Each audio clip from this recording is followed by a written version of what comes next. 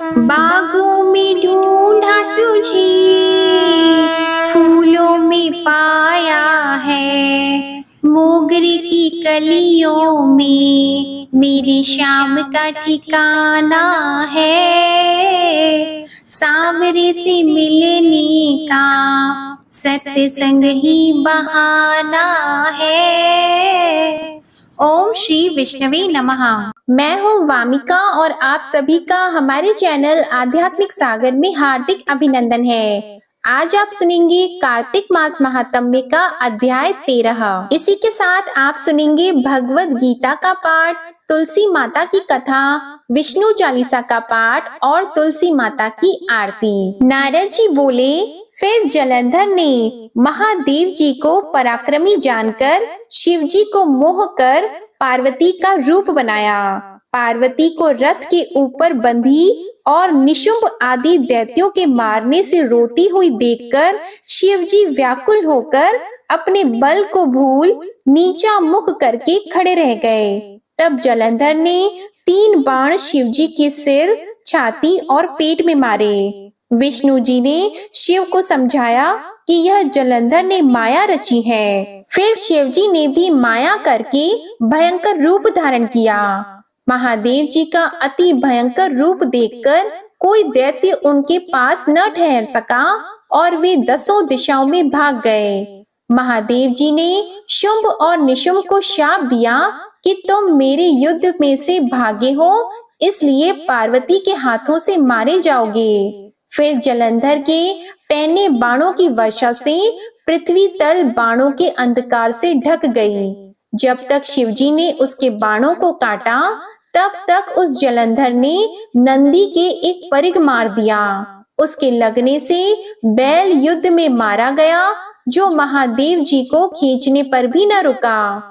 फिर शिवजी ने भयंकर रूप धारण करके सूर्य के समान तेज वाले सुदर्शन चक्र को चला दिया। वह पृथ्वी और आकाश को जलाता हुआ भूमि पर गिरा और विशाल नेत्र वाले जलंधर का सिर काट दिया। इसके बाद रथ से उसका शरीर पृथ्वी को शब्दायमान करता हुआ गिरा और उसका तेज शिवजी में लय हो गया। ब्रह्मा आदि देवताओं को यह सब देखकर आनंद हुआ।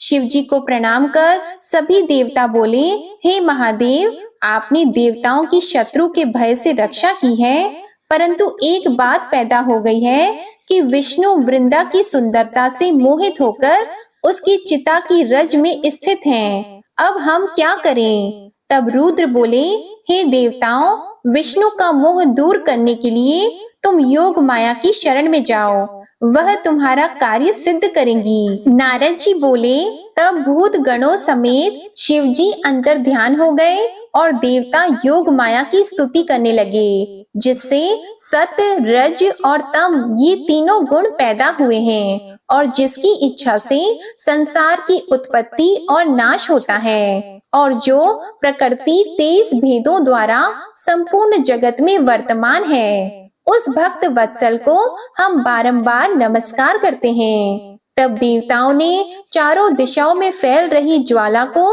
आकाश के बीच में देखा। उसके बीच में आकाशवाणी हुई। उस आकाशवाणी को देवताओं ने सुनी। वह शक्ति बोली कि मेरे बीच में गौरी, सरस्वती, लक्ष्मी, इनमें रज, तम और सत्य तीनों गुण हैं। देवताओं, तुम उनके पास जाओ, वह तुम्हारा कार्य करेंगी। तब देवता आकाशवाणी के वचनों को मानकर गौरी, लक्ष्मी और सरस्वती के पास जाकर भक्ति से प्रणाम करने लगे। फिर वे भक्त वत्सल देवियां देवताओं को शरण आए हुए देखकर उनको 3 बीज देकर बोली कि इन बीजों को विष्णु जी के पास जाकर बो दो, अब तुम्हारा कार्य सिद्ध हो जाएगा। तब नारद जी बोले, देवता और सिद्ध के समूह बीजों को लेकर वहां गए, जहां वृंदा की चिता भूमि में विष्णु भगवान दुखी होकर विराज रहे थे। वहां जाकर देवताओं ने उन बीजों को वहां बो दिए। इसके आगे का वृतांत आप अगले अध्याय में सुनेंगे। अब आप सुनिए भगवत गीता का यह महात्म्य। भगवान शिव कहते हैं, पार्वती, अब मैं 7वें अध्याय का महात्म्य बताता हूँ, जिसे सुनकर कानों में अमृत राशि भर जाती है। पाटलिपुत्र नामक एक दुर्गम नगर है, जिसका गोपुर द्वार बहुत ही ऊंचा है। उस नगर में शंखकर्ण नामक एक ब्राह्मण रहता था। उसने वैश्य वृत्ति का आश्रय लेकर बहुत धन कमाया, किंतु न तो कभी पितरों का तर्पण किया और न देवताओं का पूजन। वह धन उपार्जन में तत्पर होकर राजाओं को ही भोज दिया करता था। एक समय की बात है, उस ब्राह्मण ने अपना चौथा विवाह करने के लिए पुत्रों और बंधुओं के साथ यात्रा की। मार्ग में आधी रात के समय जब वह सो रहा था, एक सर्प ने कहीं से आकर उसकी बाह में काट लिया। उसके काटते ही ऐसी अवस्था हो गई कि मणि, मंत्र और औषधि आदि से भी उसके शरीर की रक्षा असाध्य जान पड़ी। तत्पश्चात कुछ ही क्षणों में उसके प्राण पखेरु उड़ गए। फिर बहुत समय के बाद वह प्रेत सर्प योनि में उत्पन्न हुआ। उसका चित्त धन की वासना में बंधा था। उसने पूर्व वृतांत को स्मरण करके सोचा, मैंने जो घर के बाहर करोड़ों की संख्या में अपना धन गाड़ रखा है, उससे इन पुत्रों को वंचित करके स्वयं ही उसकी रक्षा करूंगा। एक दिन सांप की योनि से पीड़ित होकर पिता ने स्वप्न में अपने पुत्रों के समक्ष आकर अपना मनोभाव बताया। तब उसके निरंकुश पुत्रों ने सवेरे उठकर बड़े विस्मय के साथ एक दूसरे से स्वप्न की बातें कहीं। उनमें से मझला पुत्र कुदाल हाथ में लिए घर से निकला और जहां उसके पिता सर्प योनि धारण करके रहते थे, उस स्थान पर गया। यद्यपि उसे धन के स्थान पर ठीक ठाक पता नहीं था, तो भी उसने चिन्हों से उसका ठीक निश्चय कर लिया और लोभ बुद्धि से वहां पहुंचकर बाम्बी को खोदना आरंभ किया। तब उस बाम्बी से बड़ा भयानक सांप प्रकट हुआ और बोला, ओ मूढ़, तू कौन है? किस लिए आया है? क्यों बिल खोद रहा है? अथवा किसने तुझे भेजा है? ये सारी बातें मेरे सामने बता। पुत्र बोला, मैं आपका पुत्र हूँ, मेरा नाम शिव है। मैं रात्रि में दिखे हुए स्वप्न से विस्मित होकर यहाँ का सुवर्ण लेने के कौतूहल से आया हूँ। पुत्र की यह वाणी सुनकर वह सांप हंसता हुआ उच्च स्वर से इस प्रकार स्पष्ट वचन बोला, यदि तू मेरा पुत्र है तो मुझे शीघ्र ही बंधन से मुक्त कर। मैं पूर्व जन्म के गाड़े हुए धन के लिए सर्प योनि में उत्पन्न हुआ हूँ। पुत्र ने पूछा, पिताजी, आपकी मुक्ति कैसे होगी? इसका उपाय मुझे बताइए, क्योंकि मैं इस रात में सब लोगों को छोड़कर आपके पास आया हूँ। पिता ने कहा, बेटा, गीता के अमृतमय 7वें अध्याय को छोड़कर मुझे मुक्त करने में तीर्थ, दान, तप और यज्ञ भी सर्वथा समर्थ नहीं है। केवल गीता का 7वां अध्याय ही प्राणियों के जरा, मृत्यु आदि दुखों को दूर करने वाला है। पुत्र, मेरे श्राद्ध के दिन 7वें अध्याय का पाठ करने वाले ब्राह्मण को श्रद्धा पूर्वक भोजन कराओ। इससे निसंदेह मेरी मुक्ति हो जाएगी। वत्स, अपनी शक्ति के अनुसार पूर्ण श्रद्धा के साथ वेद विद्या में प्रवीण अन्य ब्राह्मणों को भी भोजन कराना। सर्प योनि में पड़े हुए पिता के ये वचन सुनकर सभी पुत्रों ने उसकी आज्ञा के अनुसार तथा उससे भी अधिक किया। तब शंकरकर्ण ने अपने सर्प शरीर को त्याग कर दिव्य देह धारण किया और सारा धन पुत्रों के अधीन कर दिया।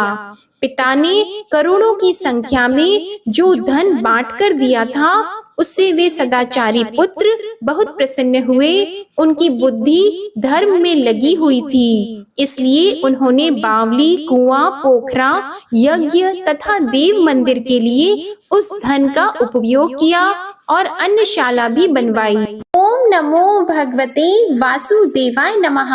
भगवद गीता का अध्याय समाप्त हुआ। अब आप सुनेंगे तुलसी माता की कथा और तुलसी माता की आरती। कार्तिक के महीने में एक बुढ़िया माई तुलसी जी को सींचती थी और कहती थी, हे तुलसी माता, सत की दाता, मैं तेरा बिरला सींचती हूँ, मुझे बहू दे, पीतांबर की धोती दे, मीठा मीठा गास दे, वैकुंठा में वास दे, चटक की चाल दे, पटक की मोत दे, चंदन का काट दे, रानी सा राज दे, दाल भात का भोजन दे, 11 की मौत दे, कृष्ण जी का कंधा दे। तब तुलसी माता यह सुनकर सूखने लगी। तो भगवान ने पूछा, हे तुलसी, तुम क्यों सूख रही हो? तो तुलसी माता ने कहा कि एक बुढ़िया रोज आती है और यही बात कह जाती है। मैं सब बात तो पूरा कर दूंगी, लेकिन भगवान कृष्ण का कंधा कहाँ से लाऊंगी? तो भगवान बोले, जब वो मरेगी तो मैं अपने आप कंधा दे आऊंगा। तू बुढ़िया माई से कह देना। जब बुढ़िया माई मर गई, सब लोग आ गए। जब माई को ले जाने लगे तो वह किसी से नहीं उठी। तो भगवान श्री कृष्ण एक बार 12 बरस के बालक का रूप धारण करके आए और बालक ने कहा, मैं कान में एक बात कहूंगा तो बुढ़िया माई उठ जाएगी। बालक ने बुढ़िया माई के कान में कहा, बुढ़िया माई, मन की निकाल ले, पीतांबर की धोती ले, मीठा मीठा गास ले, वैकुंठा में वास ले, चटक की चाल ले, पटक की मौत ले, कृष्ण जी का कंधा ले। यह सुनकर बुढ़िया माई हल्की हो गई। तो भगवान श्री कृष्ण ने उन्हें कंधा दिया और बुढ़िया माई को मुक्ति मिल गई। हे तुलसी माता, जैसे बुढ़िया माई को मुक्ति दी, वैसे ही सबको देना। प्रेम से बोलिए श्री तुलसी महारानी की जय। भगवान श्री कृष्ण की जय। अब आप सुनिए विष्णु चालीसा का पाठ। विष्णु सुनिए विनय सेवक की चितलाए, कीरत कुछ वर्णन करो दीजिए ज्ञान बताए। नमो विष्णु भगवान खरारी, कष्ट नशावन अखिल बिहारी। प्रबल जगत में शक्ति तुम्हारी, त्रिभुवन फैल रही उजियारी। सुंदर रूप मनोहर सूरत, सरल स्वभाव मोहनी मूरत। तन पर पीतांबर अति सोहत, बैजंती माला मन मोहत। शंख चक्र कर गदा विराजे, देखत दैत्य असुर दल भाजे। सत्य धर्म मद लोभन गाजे, काम क्रोध मद लोभन छाजे। संत भक्त सज्जन मन रंजन, धनुज असुर दुष्टन दल गंजन। सुख उपजाए कष्ट सब भंजन, दोष मिटाय करत जन सज्जन। पाप काट भव सिंधु उतारण, कष्ट नाश कर भक्त उबारण। करत अनेक रूप प्रभु धारण, केवल आप भक्ति के कारण। धरणी धेनु बन तुम ही पुकारा, तब तुम रूप राम का धारा। भार उतार असुर दल मारा, रावण आदिक को संहारा। आप वराह रूप बनाया, हिरण्याक्ष को मार गिराया। धर्मस्य तन सिंधु बनाया, 14 रत्नन को निकलाया। अमिलख असुरन द्वंद मचाया, रूप मोहिनी आप दिखाया। देवों को अमृत पान कराया, असुरन को छवि से बहलाया। कूर्म रूप धर सिंधु मझाया, मंदराचल गिरि तुरत उठाया। शंकर का तुम फंद छुड़ाया, भस्मासुर को रूप दिखाया। वेदन को जब असुर डुबाया, कर प्रबंध उन्हें ढूंढवाया। मोहित बन कर खल ही नचाया, उस ही कर से भस्म कराया।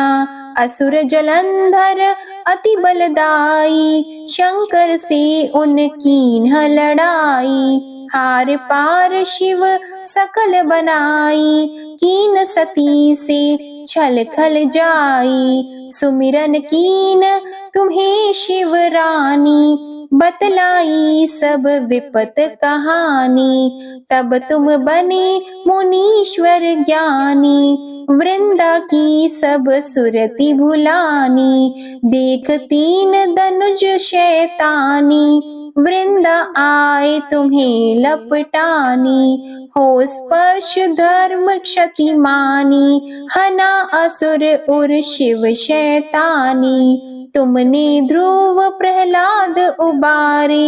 हिरणाकुश आदिक खल मारे, गणिका और अजामिल तारे। बहुत भक्त भव सिंधु उतारे, हरहु सकल संताप हमारे।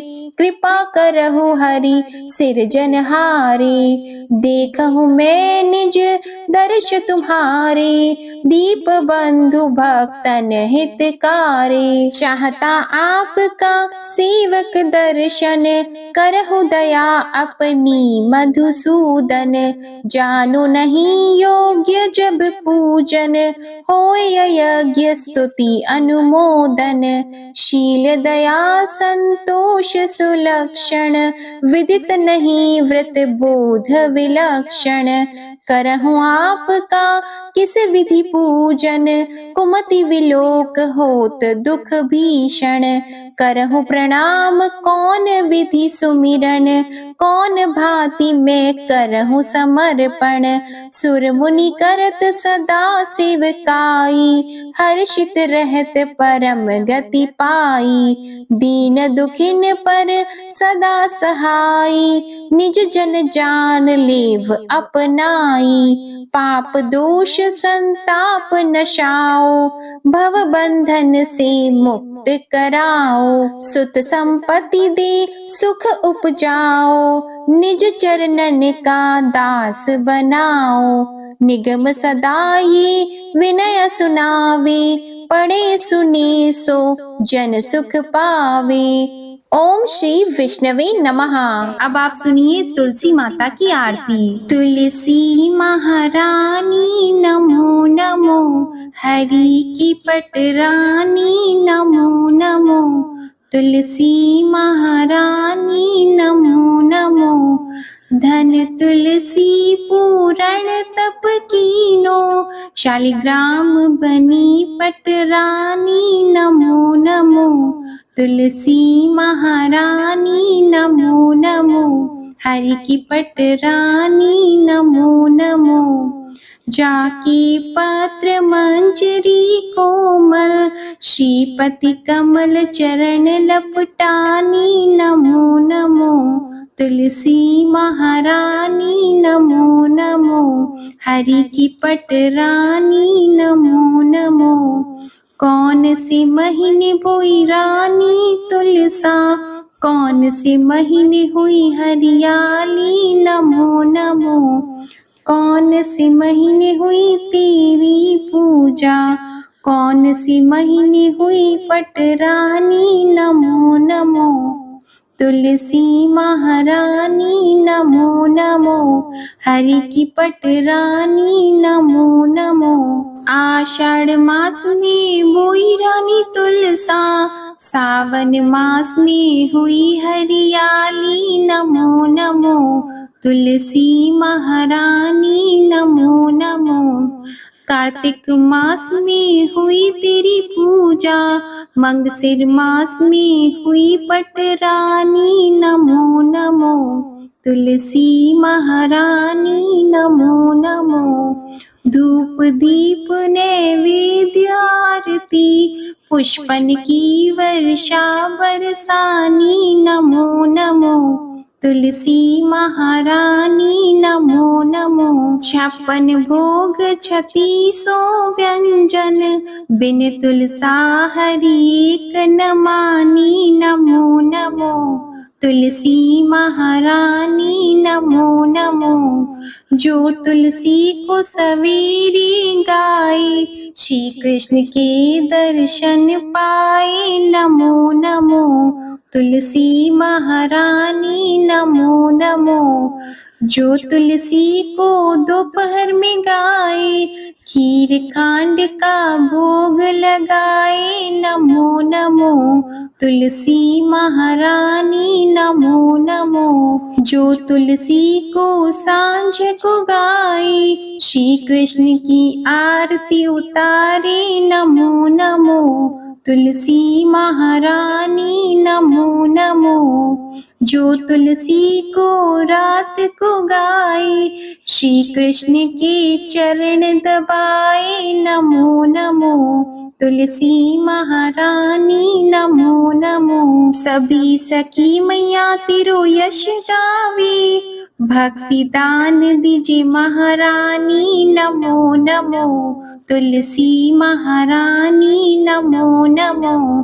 तुलसी महारानी नमो नमो। हरि की पटरानी नमो नमो। प्रेम से बोलिए तुलसी माता की जय, लक्ष्मी माता की जय, भगवान विष्णु जी की जय। यह थी आज की कार्तिक मास महात्म्य की कथा। आपको ये कथा अच्छी लगे तो वीडियो को लाइक करिएगा, शेयर करिएगा, कमेंट में भगवान विष्णु जी, माता लक्ष्मी जी और तुलसी जी की जय जरूर लिखिएगा और चैनल को भी सब्सक्राइब कीजिएगा। धन्यवाद। जय श्री कृष्णा।